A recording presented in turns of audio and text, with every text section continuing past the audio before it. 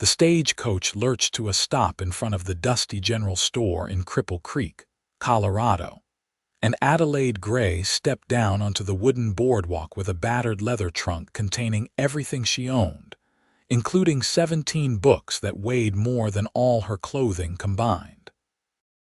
It was July 1892, and the mining town sprawled across the mountainside like a collection of children's blocks carelessly tossed down the slope. Adelaide's dark brown hair had come loose from its pins during the 3-day journey, and her simple gray traveling dress was covered in a fine layer of dust that made her look like a ghost. She was 23 years old, held degrees in literature and classical studies from a women's college in Massachusetts, and had just traveled halfway across the country to marry a man whose letter had contained exactly 42 words, including his signature. The man who was supposed to meet her was nowhere to be seen. Adelaide stood on the boardwalk, gripping her trunk's handle while miners and merchants moved past her in the afternoon heat. The town smelled of pine timber, horse manure, and the sulfuric tang of ore processing.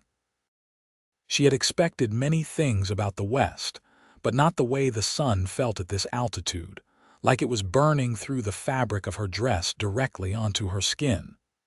"You looking lost, miss?" A woman's voice came from the doorway of the general store. She was perhaps 40, with kind eyes and flour dusting her apron. "You the mail-order bride Tom Westfield sent for?" Adelaide's stomach tightened at hearing the name of her intended. "Yes, madam. I am Adelaide Gray from Boston. Mr. Westfield was supposed to meet my stage." The woman's expression shifted to something between pity and concern. "Tom's place is about 5 miles outside town. He doesn't come in much, keeps to himself mostly, works his ranch alone. My husband can take you out there after he finishes his deliveries around sundown. You come inside and have some water. Lord knows you look like you need it." Adelaide followed her into the mercantile, which was blessedly cooler than the street. The woman introduced herself as Martha Stevens and brought Adelaide a tin cup of water that tasted faintly of metal but was wonderfully cold.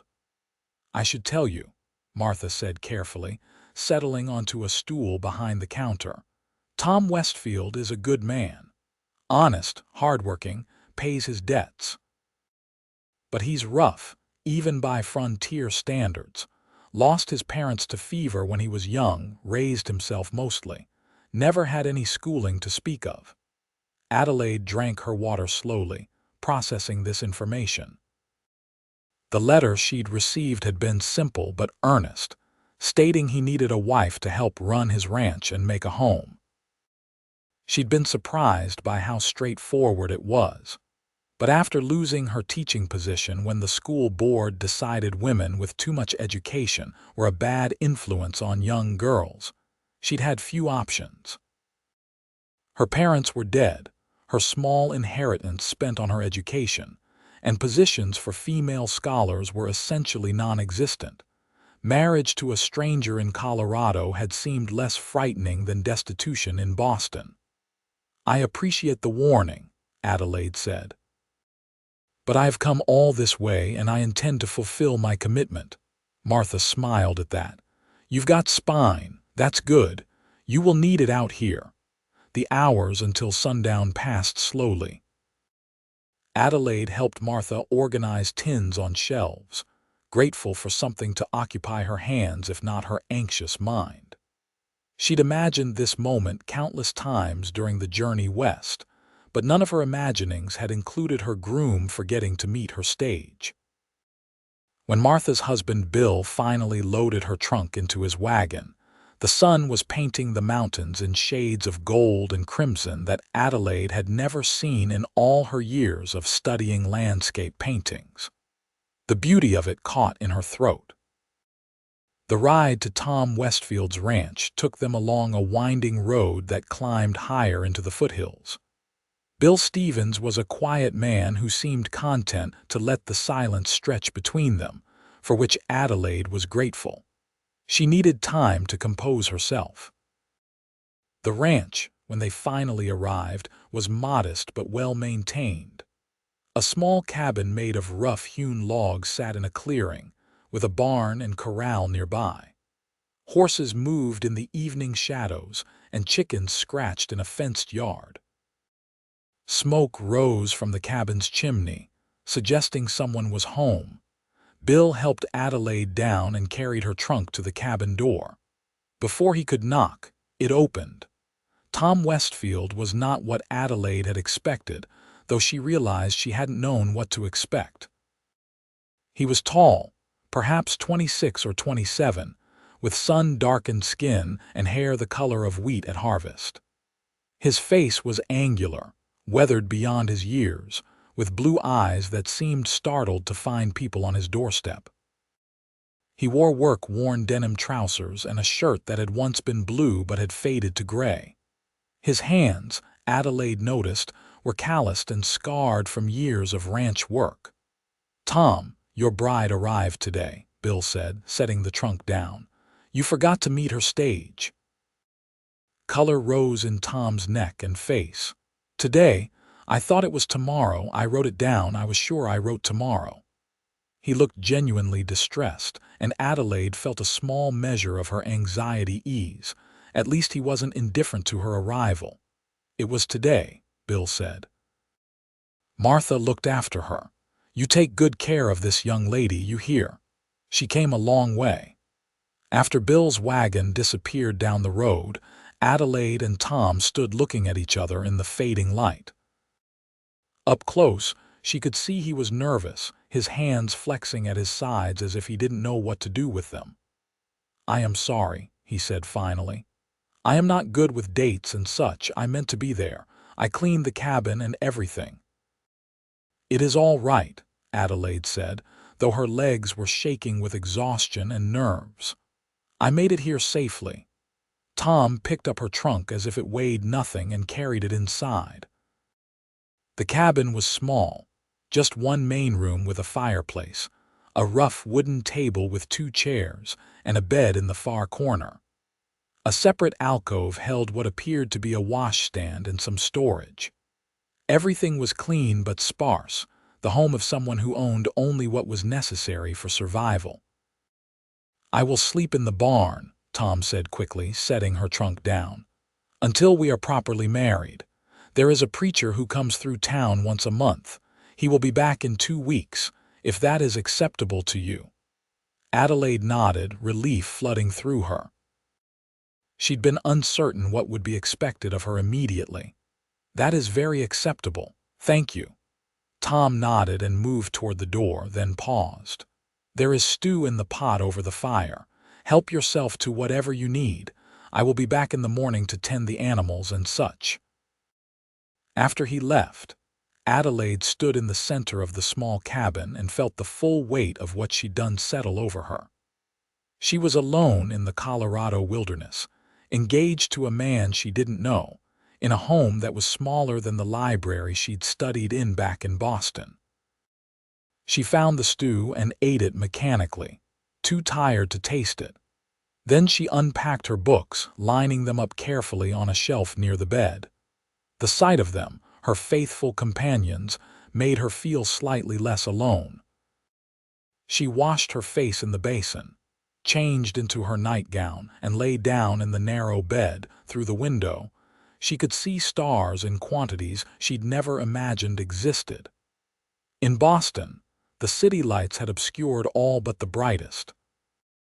Here, the sky was full of them, a vast scattered brilliance that made her feel very small and very far from everything she'd known. She fell asleep wondering what she'd gotten herself into. The sound of chickens woke her at dawn. Adelaide rose, disoriented for a moment before remembering where she was. Through the window, she could see Tom in the chicken yard, scattering feed. He moved with the easy efficiency of someone performing a task he'd done thousands of times. Adelaide dressed quickly in a simple cotton work dress, one of the few practical items she'd brought with her. She braided her hair and went outside. The morning air was cool and crisp, carrying the scent of pine and something floral she couldn't identify. Tom looked up as she approached, and she saw surprise cross his face as if he'd half expected her to be a dream. "Morning," he said. "I hope the chickens didn't wake you too early." "I am accustomed to early rising," Adelaide said. "What needs to be done?" Tom looked uncertain. "You don't need to work. Not today, anyway. You just got here." "I am not afraid of work," Adelaide said firmly. "I would rather be useful than idle." Something shifted in Tom's expression, a hint of approval or perhaps relief. "Well, if you are sure. The horses need water, and I was going to mend the fence in the south pasture. You could help with that if you like. I could use someone to hold the post steady while I nail." They worked together through the morning, speaking little but developing a rhythm. Adelaide held fence posts while Tom drove nails with quick, sure strikes of his hammer. The work was physical and tiring, but she found it satisfying in a way her scholarly pursuits had never been. There was something immediate about it, something real. At midday, they returned to the cabin and Tom made a simple meal of bread, cheese, and cold meat. They ate at the small table and Adelaide noticed Tom watching her between bites, as if trying to figure her out. "You are different from what I expected," he said finally. "How so?" "I don't know. The way you talk, the way you hold yourself, you seem like you should be in a fine house somewhere, not fixing fences in Colorado." Adelaide considered how to respond. "I was a teacher and a scholar, but there was no place for me in Boston anymore. The world has very specific ideas about what women should and should not do, and I exceeded those boundaries." Tom frowned. "That seems foolish. If you had learning, why wouldn't they want you teaching?" "Because they believed too much education made women unfit for their proper roles as wives and mothers. They said I was filling young girls' heads with dangerous ideas." "What kind of ideas?" "That they could think for themselves. That they could aspire to more than marriage and domesticity. That their minds were as capable as any man's." Tom was quiet for a moment, turning his tin cup in his hands. "Do you think that women's minds are as good as men's?" "I know it," Adelaide said. "I have read works in Latin and Greek, studied philosophy and mathematics. I know what my mind is capable of." "I wouldn't know about any of that," Tom said quietly. "I can't read more than a handful of words. Never learned how." The admission seemed to cost him something, a flicker of shame crossing his face before he looked down at his plate. Adelaide felt a surge of understanding. This was why his letter had been so brief, why he'd gotten the date wrong. "Would you like to learn?" she asked gently. Tom's head came up, his blue eyes meeting hers with an intensity that surprised her. "You would teach me, of course." "That is what I was trained to do. But I am grown. Isn't it too late?" "It is never too late to learn," Adelaide said. "If you are willing to try, I am willing to teach." Something passed between them in that moment, a tentative connection forming like the first threads of a bridge being built across a chasm. Tom nodded slowly. "I would like that. I would like it very much." He paused, then added, "But what would you want in return?" "You are already agreeing to be my wife. Teaching me to read seems like more than I have any right to ask." Adelaide thought about the cold efficiency of her life in Boston, the way she'd moved through each day with intellectual engagement but emotional isolation. She thought about her parents, dead for 5 years now, and how she'd buried herself in books rather than feeling the full weight of their loss. "Teach me to feel," she said. Tom looked confused. "To feel what? Anything. Everything." Adelaide struggled to articulate something she'd only half understood herself. "I have spent my life in my head, in books and ideas. I analyze everything, categorize it, understand it intellectually. But I don't feel things the way other people seem to. Teach me to do that. Teach me to feel." Tom's expression was thoughtful. I don't know if that is something that can be taught. Neither is reading, really, Adelaide said, but we can try. Tom smiled then, the first real smile she'd seen from him, and it transformed his face entirely. All right then, we have a deal.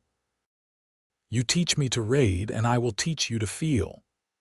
They shook hands across the table, and Adelaide felt the calluses on his palm, the strength in his grip, and something else, a warmth that spread up her arm and settled somewhere in her chest.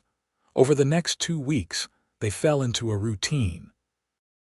Mornings were for ranch work, which Adelaide learned with determination if not natural aptitude.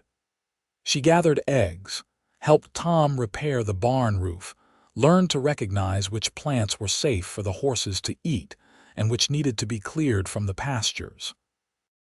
The work left her muscles aching in the evenings, but it was a good ache, evidence of useful labor. Afternoons were for reading lessons. They started with the alphabet, which Tom struggled with initially. He'd spent so many years convincing himself he was too stupid to learn that breaking through that mental barrier proved harder than teaching him the actual letters. "I am not clever like you," he said in frustration one afternoon, staring at the slate Adelaide had found in her trunk. "Intelligence has nothing to do with it," Adelaide said firmly. "You can track a deer through the forest by signs I cannot even see. You know how to treat a horse's injured leg, how to read weather patterns in the clouds, how to keep animals alive through the winter. Those require tremendous intelligence. This is simply a different skill, and like any skill, it improves with practice." Tom looked at her, something vulnerable in his expression. "You really believe that?" "I know it," Adelaide said. "Now show me the letter M again." In the evenings, Tom worked on his part of their bargain, though he seemed less certain how to proceed. He started with simple things, pointing out the beauty of sunsets, the pleasure of cold water on a hot day, the satisfaction of a job well done. "You are describing sensory experiences," Adelaide said one evening as they sat on the porch watching the sun set behind the mountains. "I can perceive those, but how do I feel them? How do I let them affect me emotionally?" Tom was quiet for a long moment. "I think maybe you are trying too hard. Feelings aren't something you think about, they just happen." "But they don't just happen for me," Adelaide said. "Not the way they seem to for other people." Tom turned to look at her. "Did you feel anything when your parents died?" The question was gentle but direct. Adelaide found herself answering honestly. "I felt lost, but I pushed it away and focused on my studies instead. It seemed more productive than grief." "But the grief was still there," Tom said. "You just locked it away." Adelaide felt something crack inside her chest, like ice breaking. "Yes," she whispered. Tom reached over and took her hand, his rough palm warm against hers. "Maybe feeling isn't about letting new things in. Maybe it is about letting old things out." They sat together in silence as the sun disappeared and stars began to emerge. Tom held her hand, and Adelaide let herself feel the connection, the warmth, the strange comfort of another person's presence. It wasn't love, not yet, but it was something. A beginning. The preacher arrived in Cripple Creek on a Wednesday, and Tom and Adelaide rode into town together in his wagon. Adelaide wore her best dress, a simple blue cotton with white lace at the collar and cuffs. Tom had trimmed his hair and shaved, looking younger and more uncertain than she'd seen him. They were married in Martha Stevens's parlor, with Martha and Bill as witnesses. The ceremony was brief, the preacher's words familiar and formal. When Tom slipped a simple gold band onto Adelaide's finger, his hands were shaking slightly. "You may kiss your bride," the preacher said. Tom leaned down and pressed his lips to Adelaide's in a brief, chaste kiss that nonetheless made her heart race in her chest. When he pulled back, his blue eyes searched her face as if looking for her reaction. Adelaide smiled and saw relief flood across his features. They had dinner with the Stevens family, a celebration meal of roast chicken and vegetables from Martha's garden. Other townspeople stopped by to offer congratulations, curious about the educated woman from Boston who'd married the quiet rancher from the hills. "You are good for him," Martha said quietly while the men talked outside. "I haven't seen Tom smile this much in all the years I have known him." "He is good for me as well," Adelaide said, surprised to realize she meant it. That night back at the cabin, they stood awkwardly in the main room, both aware that everything had changed. Tom cleared his throat. "I will understand if you need more time," he said. "Before we are husband and wife in all ways, there is no rush." Adelaide appreciated the consideration, but she'd been thinking about this all day. "I am not afraid," she said. "Nervous, perhaps, but not afraid." Tom stepped closer, his expression serious. "I will be gentle, I promise." He was. His touches were tentative at first, giving her time to grow accustomed to the intimacy. Adelaide found herself responding in ways her books had never quite prepared her for, her body knowing things her mind had only understood theoretically. There was awkwardness, certainly, and moments of uncertainty, but there was also tenderness and a growing heat that surprised them both. Afterward, lying in the narrow bed together, Tom's arm around her shoulders, Adelaide felt something she couldn't quite name. It wasn't the grand passion of the romantic novels she'd read, but it was real and present in hers. "Are you all right?" Tom asked quietly. "Yes," Adelaide said. "I think I am." Summer deepened into August, and their life together developed its own rhythms and patterns.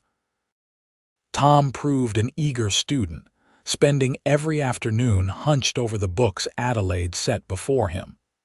He progressed from simple words to short sentences, from sentences to paragraphs. His concentration was fierce when he studied, his determination to master this skill that had eluded him for so long evident in every careful letter he formed. "Listen to this," he said one afternoon, his finger tracing the words in a basic reader. "The horse runs fast across the meadow." I read that, a whole sentence without you helping me. Adelaide felt pride swell in her chest. "You did. You are doing wonderfully." Tom looked up at her, his face flushed with pleasure. "It is like a whole new world opening up. All these years I saw books and newspapers and signs, and they were just marks on paper. Now they are saying things to me, telling me stories." "Wait until you read your first novel," Adelaide said. "That is when it truly becomes magical." As Tom's reading improved, Adelaide found herself changing in subtler ways. Tom's lessons in feeling were less structured than hers in reading, but they were no less effective. He taught her to notice things, to be present in moments rather than analyzing them from a distance. One evening he took her up into the hills above the ranch to a small meadow he'd discovered years before. They spread a blanket and lay on their backs, watching the stars emerge. "You know the constellations?" Adelaide asked, falling into her habit of teaching. "Some," Tom said. "But I don't want to talk about them tonight. I just want to look at them. To feel how big the sky is, how small we are, to let it fill me up." Adelaide tried to do what he suggested, to simply experience rather than categorize. It was harder than it sounded. Her mind kept wanting to identify constellations, to recall myths and astronomical facts. But gradually, she let that go and just looked. The sky was vast. The stars were brilliant. The earth beneath her was solid and real. Tom's hand found hers in the darkness, his fingers threading through hers, and she felt a rush of something that made her chest tight and her eyes burn with tears. "I feel it," she whispered. "I feel something." Tom squeezed her hand. "Good." In September, a letter arrived from Boston. Adelaide recognized her former headmistress's precise handwriting on the envelope. She opened it with trembling fingers, Tom watching with concern. The letter was brief. The board had reconsidered their decision.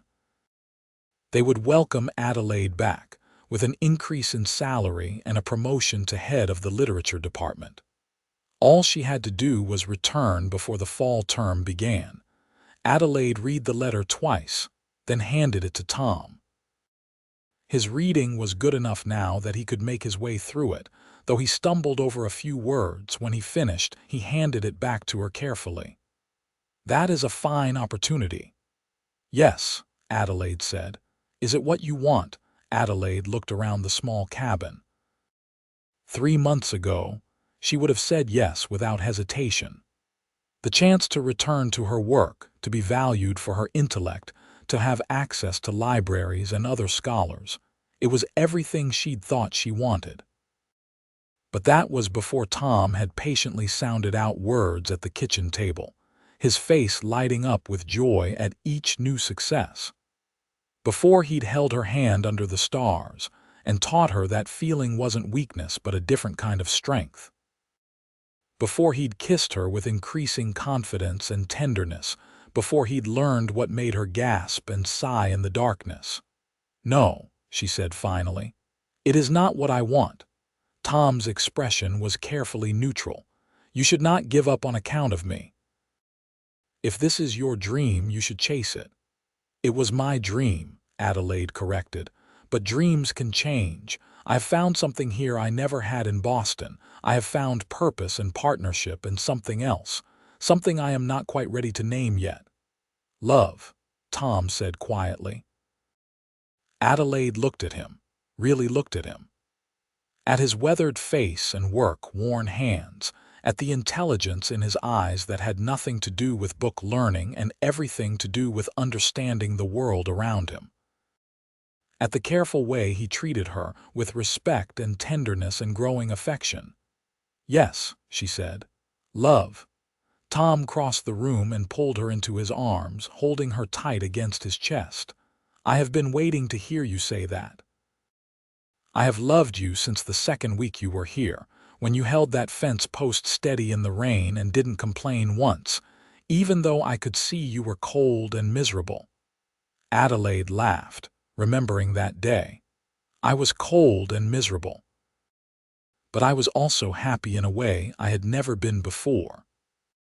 They stood together in the cabin, holding each other, while outside the September wind rustled through the pines, and the ranch animals moved in their pens. And Adelaide felt the fullness of the moment in a way she'd never have been able to 3 months before. She wrote back to the school board the next day, thanking them but declining their offer. She was exactly where she was meant to be.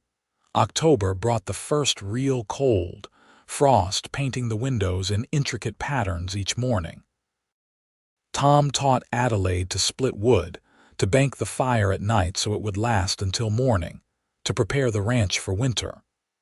She learned to make soap and candles, to preserve food, to do 100 tasks she'd never imagined she'd need to know. In the evenings, after their reading lessons, Tom would read aloud to her from one of her books. He'd progressed enough to tackle simple novels now, and he read haltingly but with growing confidence. Adelaide would sit mending or knitting, listening to his voice rap around the words, occasionally helping with pronunciation but mostly just enjoying the intimacy of it. One night, he was reading from a collection of poetry when he stopped abruptly. "What is it?" Adelaide asked. Tom looked up from the book, his expression arrested. "This poem. It is saying what I feel but could never put into words. Listen." He read aloud, his voice careful with the meter. "She walks in beauty like the night of cloudless climes and starry skies, and all that is best of dark and bright meet in her aspect and her eyes." "Byron," Adelaide said softly. "One of my favorites." "He is talking about a woman he loves," Tom said. "And it is exactly how I feel when I look at you, like you contain everything beautiful and mysterious all at once." Adelaide felt heat rise in her cheeks. "That is very romantic." Tom set the book aside and came to kneel beside her chair. I know I am not educated like you. I know I can't speak fancy or write pretty letters, but I can feel things, Adelaide. And what I feel for you is bigger than anything I have words for, even now that I can read them." Adelaide cupped his face in her hands. "You have taught me something far more valuable than reading, Tom. You have taught me to live in my heart instead of just my head. You have taught me that intelligence comes in many forms, and the kind that matters most is emotional honesty." Tom turned his face to kiss her palm. "I think we have been teaching each other all along." That night, their lovemaking had a new dimension of intimacy. They knew each other's bodies now, but more than that, they knew each other's hearts. Adelaide let herself feel everything, the pleasure and the tenderness and the love that seemed to expand in her chest until she thought she might burst with it. Afterward, wrapped in quilts against the October chill, Tom said, "I want to write something for you. A letter, or maybe a poem. Something to show you what you mean to me." "You have time to learn," Adelaide said. "We have our whole lives." "Our whole lives," Tom repeated, wonder in his voice. "I like the sound of that." Winter came to the Colorado mountains with fierce determination. Snow piled in drifts against the cabin walls, and there were days when going outside meant battling wind that stole the breath from your lungs. The ranch work became harder, breaking ice on water troughs each morning, making sure the animals had shelter and food. But inside the cabin, warmth and comfort prevailed. Adelaide and Tom spent long evenings reading together, talking about the ideas in books, debating philosophy and morality and the nature of happiness.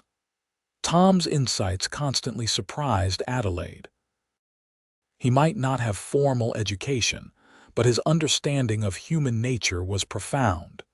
"You think about things differently than I do," Adelaide said one night during a discussion about a novel's ending. "I analyze the structure and symbolism. You understand the characters' hearts." "That is because you are teaching me to think, and I am teaching you to feel," Tom said. "We are making each other whole." Christmas came, and they made the journey into Cripple Creek for a community celebration. The town had grown since Adelaide's arrival, more miners flooding in as word spread of gold strikes in the area. The streets were crowded and raucous, but the church was peaceful, decorated with pine boughs and candles. Martha Stevens hugged Adelaide tightly. "Look at you, all rosy-cheeked and happy. Marriage suits you."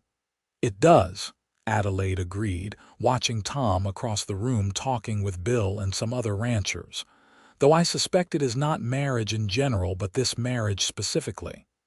"That is how it should be," Martha said. "You two have something special. Anyone can see it."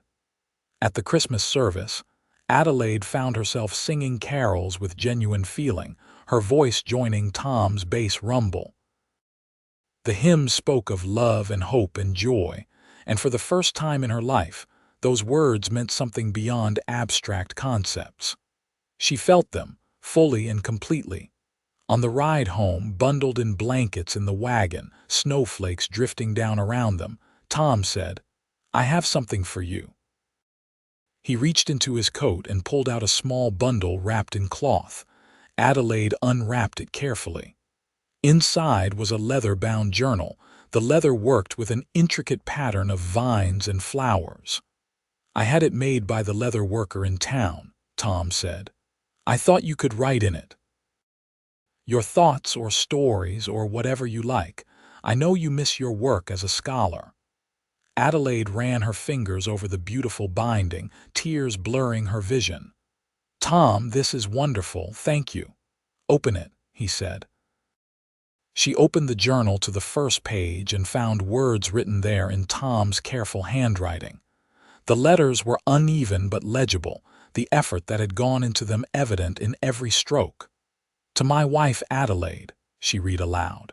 "You gave me the gift of words. I give you this book to fill with yours. You are the smartest, kindest, strongest woman I have ever known. I thank God every day that you came to Colorado and that you chose to stay. I love you with all my heart. Your husband, Tom." Adelaide couldn't speak around the lump in her throat. She threw her arms around Tom's neck, nearly upsetting the wagon, and kissed him with all the love and gratitude and joy she was feeling. "I love you too," she said when she could finally speak.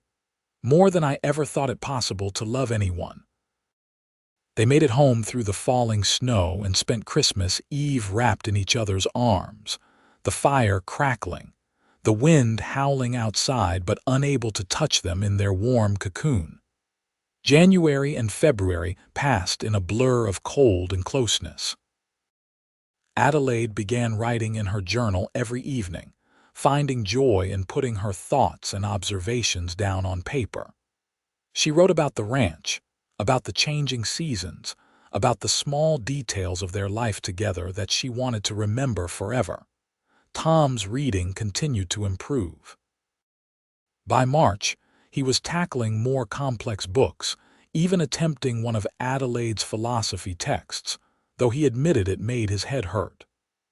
"I don't think I will ever understand half the things you know," he said one afternoon, setting the book aside in frustration. "You understand the things that matter," Adelaide said. "You understand how to be kind, how to be patient, how to love someone well. Those are not small accomplishments. You really believe that I am as good as someone with all that education." "I believe you are better than most of the educated men I knew in Boston," Adelaide said firmly, "because you have wisdom along with intelligence and humility along with strength. You have nothing to prove to anyone, least of all me." Tom pulled her into his lap, holding her close. "How did I get so lucky? A woman like you should have had her pick of Harvard professors." "I didn't want a Harvard professor," Adelaide said. "I wanted a partner, someone who would see me as an equal, who would challenge me and support me and love me for who I am. That is you, Tom. That has always been you." Spring came late to the mountains, but when it finally arrived, it was glorious. Wildflowers carpeted the meadows in brilliant colors, and the ranch animals grew frisky in the warming weather. Adelaide discovered she was pregnant in early April, the realization coming with a mix of joy and terror. She told Tom one evening after dinner, simply and directly, "I am going to have a baby." Tom's face went through a rapid series of expressions: shock, joy, fear, and finally settling on something like wonder. "Truly, you are sure?" "As sure as I can be without a doctor's confirmation. We can go into town next week and have Doc Harrison examine me if you want certainty." Tom crossed the room and knelt before her chair, his hands settling gently on her still flat stomach. "A baby, our baby." He looked up at her, eyes shining. "Are you happy? I know this was not something we discussed." "I am happy," Adelaide said, and realized it was true. Terrified but happy. "What about you?" "Same," Tom said with a laugh. "I don't know the first thing about being a father. My own died when I was 10. I barely remember what he was like." "Then we will learn together," Adelaide said, "like we have learned everything else."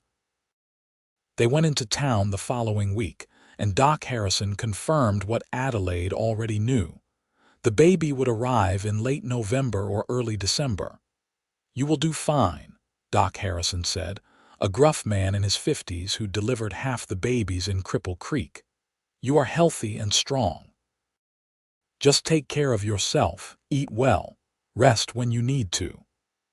As spring turned to summer, Adelaide's body changed in ways that fascinated and occasionally alarmed her. Her scholarly mind wanted to research and understand every aspect of pregnancy, but Tom encouraged her to simply experience it. "Stop analyzing and just feel," he would say, his hand on her growing belly. "Feel our baby moving.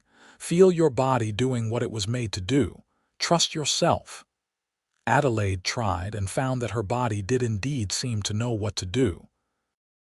The baby grew, her belly expanded, and she felt the flutter of movement that gradually strengthened to definite kicks. The ranch work became harder as she grew larger and more ungainly. Tom took over most of the heavy tasks, insisting Adelaide rest more. She chafed at the restriction at first, but eventually accepted it, using the extra time to prepare for the baby's arrival. She sewed tiny clothes, washed and prepared blankets, made the cabin as ready as she could. In August, Tom built a cradle from pine he'd cut and cured himself. He worked on it every evening, sanding it smooth and carving simple designs into the headboard.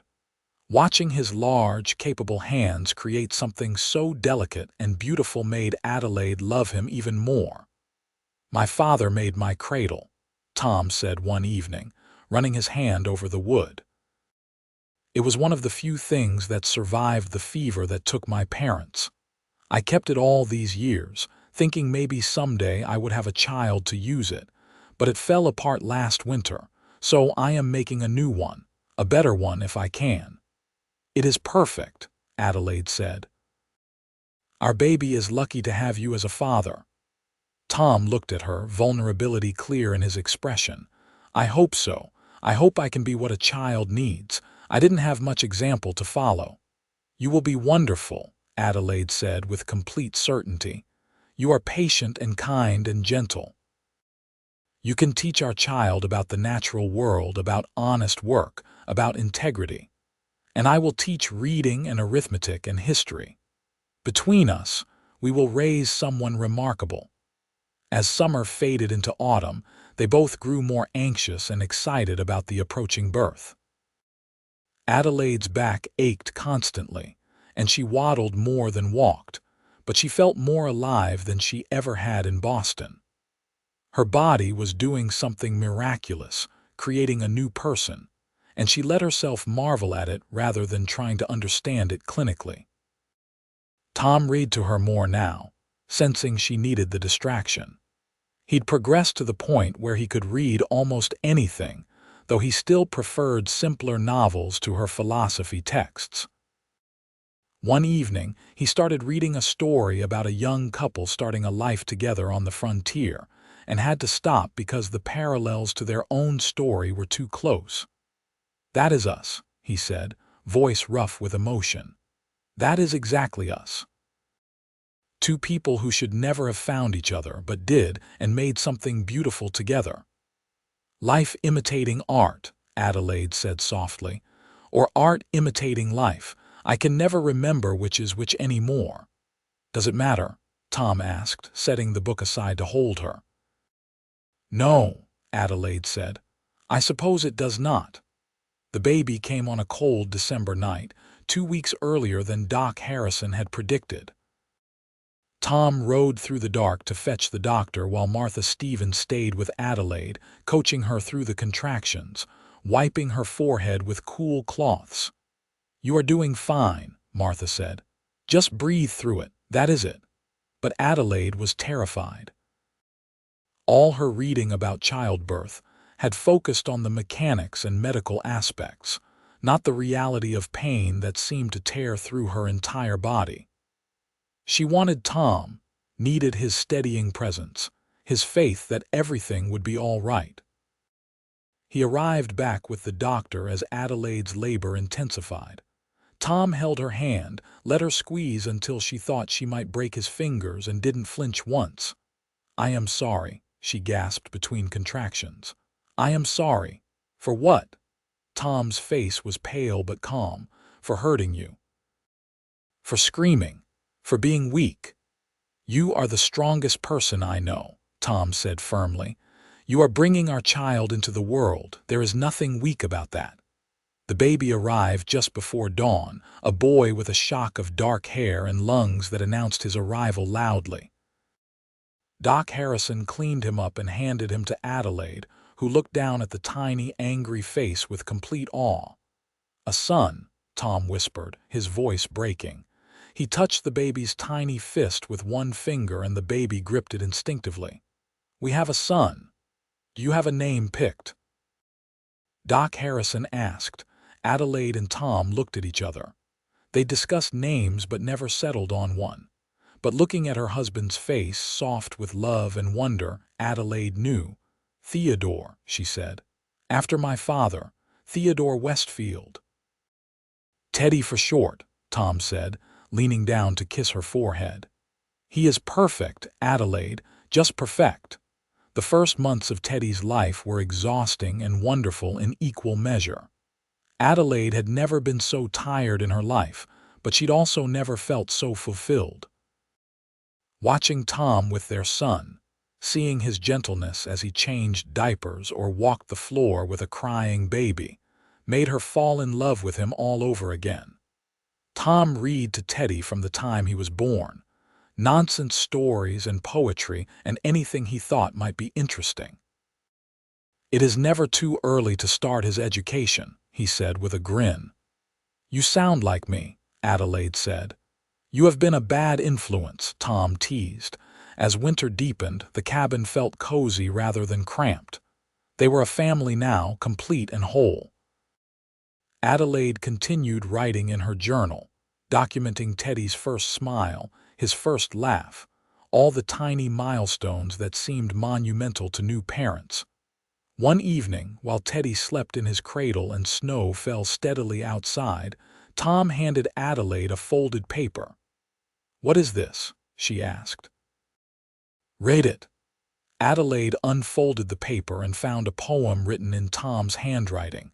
The letters were neat now, his writing practice evident in every line. She read it silently.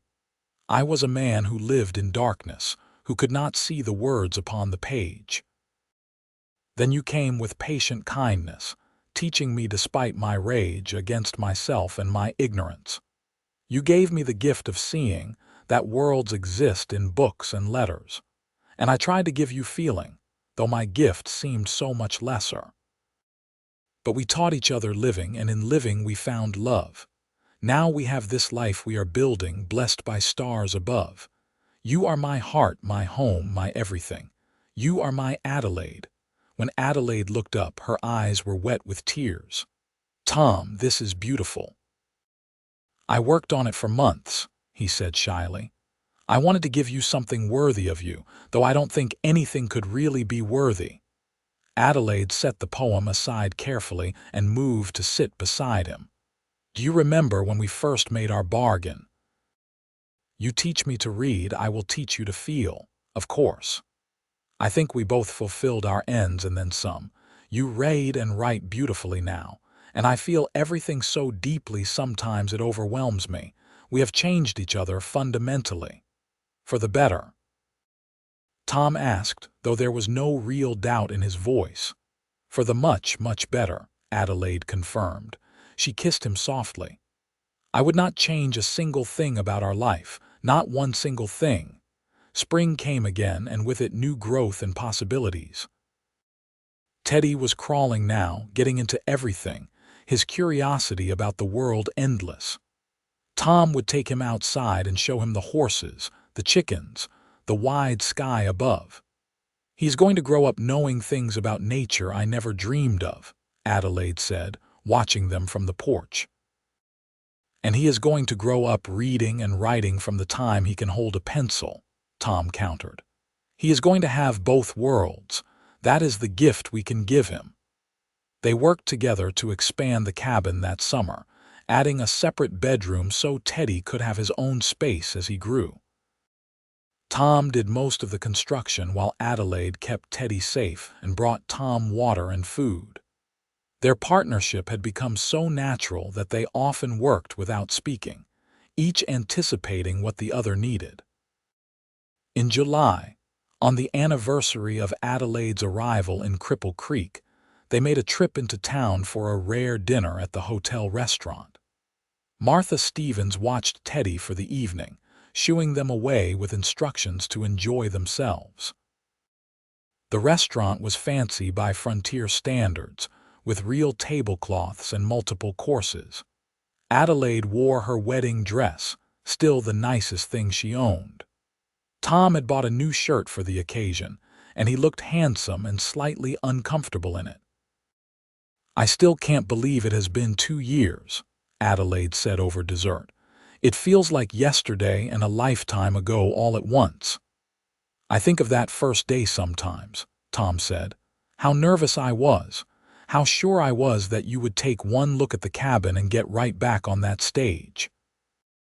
"I did consider it," Adelaide admitted, "for about 5 seconds.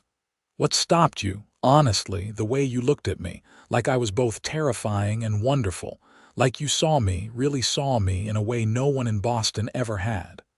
Tom reached across the table to take her hand. "I did see you. I see you still. You are the most remarkable person I have ever known, Adelaide Westfield." "We are both remarkable," Adelaide said. "Together, we are extraordinary." They walked back through town as the sun set, holding hands like young courting couple. Other residents greeted them, calling out good wishes. Adelaide realized with a start that they were part of this community now, woven into the fabric of Cripple Creek life. When they retrieved Teddy from Martha's house, the baby was sleeping peacefully. Martha handed him over with a smile. "You two look happy," she said. "We are," Adelaide said simply, because it was true and there was nothing more that needed saying. The years that followed were full of both routine and change. Teddy grew into a bright, energetic boy who loved books as much as horses, who could identify animal tracks and recite poetry with equal facility. Tom taught him to ride and rope, and all the skills needed for ranch life, while Adelaide taught him to read and write and think critically about the world. When Teddy was 4, Adelaide discovered she was pregnant again. This pregnancy was harder than the first, and she spent the last 2 months mostly in bed. Tom managed the ranch and the household and Teddy without complaint, bringing her meals and reading to her in the evenings. "I feel useless," Adelaide said one afternoon, frustrated by her confinement. "You are growing our second child," Tom said. "That is not useless. That is miraculous." The baby, a girl they named Anna after Adelaide's mother, arrived in early spring. She was tiny and perfect, with Tom's blue eyes and Adelaide's dark hair. Teddy was enchanted with his sister, wanting to hold her constantly. "Careful," Tom cautioned. "Support her head." "I know, Papa," Teddy said with 4-year-old confidence. "I am going to teach her everything when she is bigger." And he did. As the children grew, the cabin rang with their voices, with arguments and laughter and the sounds of family life. Tom expanded it twice more, adding rooms as needed. The ranch prospered. Tom's hard work and Adelaide's careful record, making them more financially stable than either had dreamed possible. Adelaide continued writing in her journals, filling volume after volume with observations about their life, the children's development, her thoughts on everything from philosophy to recipes.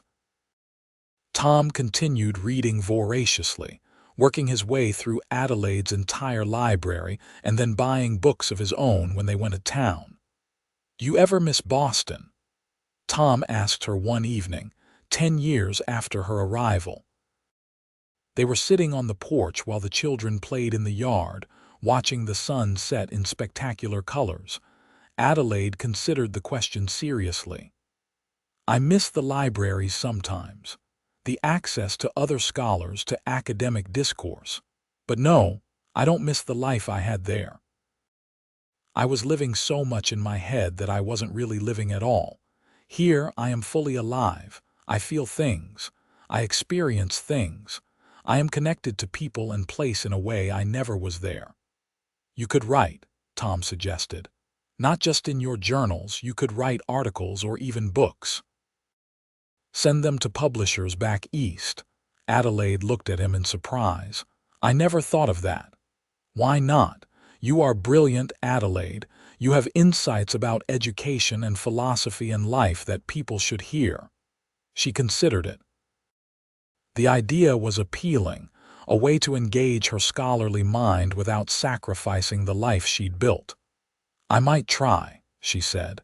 If you really think it is a good idea, I think you can do anything you set your mind to, Tom said. I have believed that since the day you held that fence post steady in the rain. Adelaide started writing that winter, articles about education in frontier communities, about the integration of practical and academic learning, about the value of different forms of intelligence. She sent them to journals back east, expecting rejection.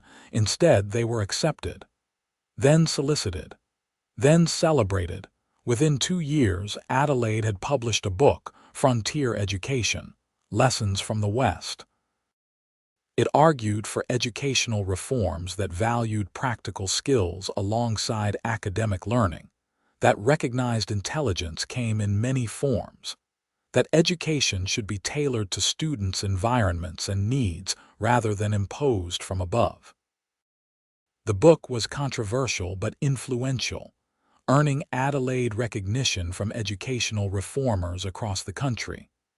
She received letters from teachers and parents, from scholars and policymakers. Some were supportive, others critical, but all acknowledged her ideas were worth considering. Tom was proud enough to burst. He showed everyone in Cripple Creek the book, Adelaide's name printed on the cover in raised letters. "That is my wife," he would say. "She wrote this whole book herself." "You helped," Adelaide always countered. "You gave me the experiences and insights that formed my arguments. This book is as much yours as mine." "No," Tom said firmly. "The ideas are yours. I just had the good fortune to be part of the life that inspired them." Adelaide continued writing, publishing more articles and eventually another book. But she never let her scholarly work overshadow her family life. The children remained her priority, and the ranch remained home in the deepest sense of the word. Teddy grew into a young man who could discuss philosophy with his mother and break horses with his father. He wanted to attend university, and both Tom and Adelaide supported him, proud he had options they'd helped give him. "You are going to do remarkable things," Adelaide told him the day he left for college in Denver. "I learned from remarkable parents," Teddy said, hugging them both tight. Anna proved equally bright but more interested in the natural world than books. She wanted to be a veterinarian, a goal so unusual for a woman that many people laughed. But Tom and Adelaide never did. "You can be anything you want to be," Tom told her. "Don't let anyone tell you different." When Anna left for her own studies, Tom and Adelaide found themselves alone in the cabin for the first time in years. It felt strange and quiet, too much space and not enough noise. "We raised good children," Tom said, sitting at the table where he'd learned to read so many years before. "We did," Adelaide agreed, "because we raised them together, combining our strengths." "Do you remember our bargain?" Tom asked. "Teach me to read, I will teach you to feel." "Of course." "I think we both got more than we bargained for." Adelaide moved to sit beside him, taking his hand.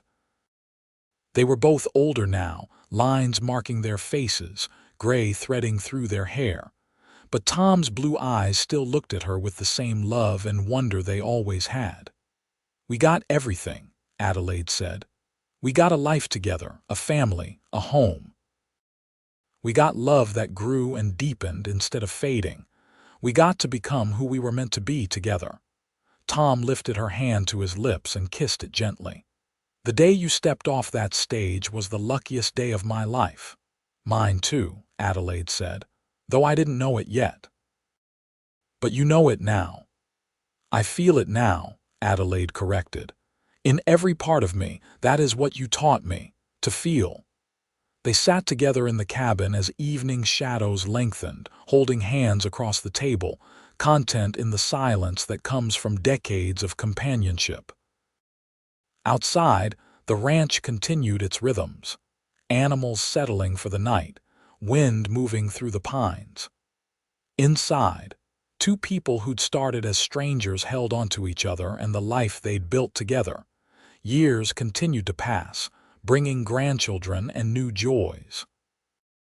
Teddy became a professor of literature, marrying a fellow scholar and bringing his children to visit the ranch every summer.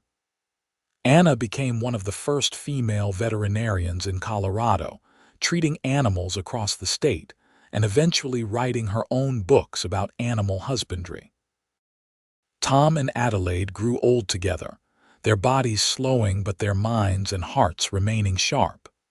They still read together every evening, Tom's voice wavering slightly now but still wrapping around words with pleasure. Adelaide still wrote in her journals, though her handwriting had grown spidery with age. On their 30th wedding anniversary, Tom gave Adelaide a leather-bound collection of all the poems he'd written for her over the years. There were dozens of them, documenting their life together in verses that were sometimes clumsy but always heartfelt. "These are wonderful," Adelaide said, reading through them with tears in her eyes. "Tom, you have become a real poet." "I just wrote what I felt," Tom said. "You taught me to read, but more than that, you taught me I had worth, that my thoughts and feelings mattered enough to put down on paper." "And you taught me to live," Adelaide said, "to feel joy and sorrow and love so deeply it transforms everything. Before you, I was only half alive." They renewed their vows that day, standing in the meadow where Tom had once taken Adelaide to look at stars. Their children and grandchildren surrounded them. 3 generations gathered to celebrate love that had started with a simple bargain and grown into something extraordinary. The preacher, the same one who'd married them 30 years before, now ancient and stooped, spoke about commitment and growth and the mysterious ways that love transforms people. "You too have shown everyone in this community what marriage can be," he said. "Not just companionship, but genuine partnership. Not just love, but deep respect and admiration. You have become better people because of each other, and that is the greatest blessing a union can receive." After the ceremony, as the celebration continued around them, Tom and Adelaide stood apart, holding each other and swaying slightly to music from a fiddle. "You remember dancing at our first Christmas?" Tom asked. "I remember everything," Adelaide said. "Every moment, every conversation, every lesson we taught each other. We have had a good life." "We have had a perfect life," Adelaide corrected, "because we built it together." They lived until they were both in their 80s, which was remarkable for the time and place. Tom died first, peacefully in his sleep one cold January night. Adelaide woke to find him gone, his face peaceful, his hand still holding hers. She mourned him deeply but without regret. They'd had decades together, had built a family and a legacy, had loved each other completely. At his funeral, she read one of his poems, her voice steady despite her grief. "You taught me words when I had none. You taught me seeing. Now our time is done, but I have no fear in leaving, because you taught me how to live, how to feel each moment fully.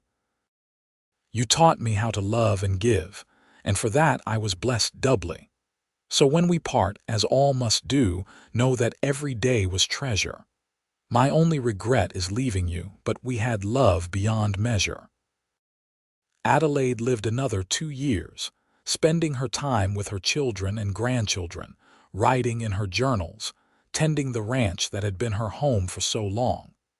She was ready when her own time came, welcoming it as the next adventure.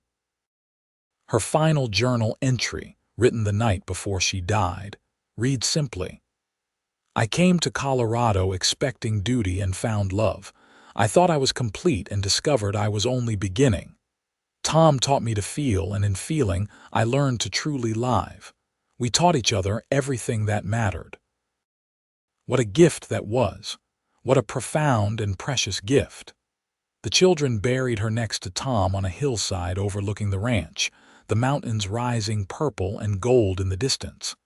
They placed a simple marker that read, "Adelaide Gray Westfield, scholar, teacher, mother, beloved wife. She taught us all how to think and feel, and beneath it, Thomas Westfield, rancher, student, father, devoted husband. He taught us all how to love and persevere. The ranch stayed in the family for generations, each passing it down with stories of the educated woman from Boston who'd come west as a mail-order bride, and the cowboy who'd asked her to teach him to read, who'd promised to teach her to feel in return. Their story became legend in Cripple Creek, told as an example of what love could be when two people committed not just to staying together, but to growing together. Their books remained on the cabin's shelves, Tom's careful signature in the front of each one he'd bought himself, Adelaide's notes in the margins of her favorites. Their journals were preserved, primary sources that scholars would later study for insights into frontier life and education in the late 19th century. But more than their written legacy, Tom and Adelaide left a living one in their children and grandchildren, in the values they'd instilled, in the examples they'd set. They'd proven that intelligence came in many forms, that growth was always possible, that love was something you built day by day through patience and effort and genuine care for another person's well-being. They'd shown that teaching and learning were reciprocal, that the teacher learned as much as the student when both approached education with open hearts. They demonstrated that feeling and thinking were not opposites, but complementary ways of engaging with the world, both necessary for a full life. Most of all, they'd loved each other with a rare completeness, each seeing the other clearly and cherishing what they saw. In an era when many marriages were transactions, theirs had been a transformation, each person becoming more fully themselves through the other's influence. The meadow where Tom had first taken Adelaide to feel the bigness of the sky became a family gathering place. Every summer, descendants would spread blankets there and tell stories about the scholar and the cowboy, about the bargain they'd made and the love they'd found. And on clear nights, when the stars were as thick and bright as they'd been that first time Tom and Adelaide lay there together, the family would look up at that vast, scattered brilliance and remember what Adelaide had written in her journal that night. "I feel it. I feel something." That something had been love, just beginning.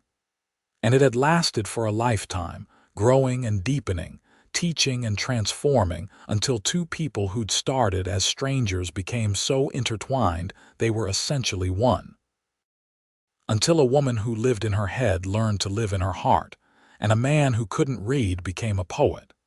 Until teaching and feeling became the same thing, and love became everything. Their story ended as all stories must, but what they'd built together continued. In the ranch that still stood, in the books they'd written and read, in the children they'd raised and the love they'd demonstrated. In the simple truth that growth is always possible, that it's never too late to learn, and that the best teachers are those who remain students themselves. Adelaide had come to Colorado expecting duty and found love. Tom had asked for reading lessons and received the world. Together, they'd created something that transcended both education and emotion, something that was simply and profoundly life lived fully and well. That was their legacy. That was what they taught everyone who knew their story, everyone who walked through the cabin they'd shared, everyone who read Tom's poems or Adelaide's books. Life was not meant to be lived only in the head or only in the heart, but in both simultaneously. Intelligence without feeling was sterile. Feeling without intelligence was chaos. But together, balanced and integrated, they created wisdom. And wisdom, Adelaide had written in one of her last journal entries, was what happened when two people committed to teaching each other everything they knew, everything they were, everything they could become together. It was the harvest of years spent growing alongside someone else, roots intertwined, branches reaching together toward the light. Tom and Adelaide's story was ultimately simple. Two people met, made a bargain, taught each other, and fell in love. But in that simplicity was profound complexity, the kind that comes from genuine human connection and mutual transformation. They had started as a mail-order bride and a cowboy. They had ended as partners, lovers, friends, and teachers to each other and to everyone around them. And in between beginning and ending, they had lived fully and completely, holding nothing back, learning everything they could, feeling everything they were capable of feeling. That was the gift they gave each other, the gift they gave their children, the gift they left behind in the stories and memories and continuing legacy of their life together. It was a gift available to anyone willing to make the same commitment to growth and vulnerability and love. The sun set behind the Colorado mountains the same way it had that first evening Adelaide arrived in Cripple Creek, painting the sky in gold and crimson. The ranch continued its rhythms, animals settling, wind moving through the pines. And somewhere in the gathering dark, two souls who had taught each other everything were together still, feeling and thinking and loving in whatever dimension comes after life. Their story was ended but also eternal, because love like theirs didn't die. It transformed into memory, into legend, into inspiration for others. It lived in the hearts of those who knew them, in the pages they'd written, in the land they'd tended, in the values they'd passed down. And high above the ranch where they'd built their life together, the stars emerged one by one until the sky was full of them, vast and brilliant. Just as it had been that night Tom taught Adelaide to stop analyzing and start feeling.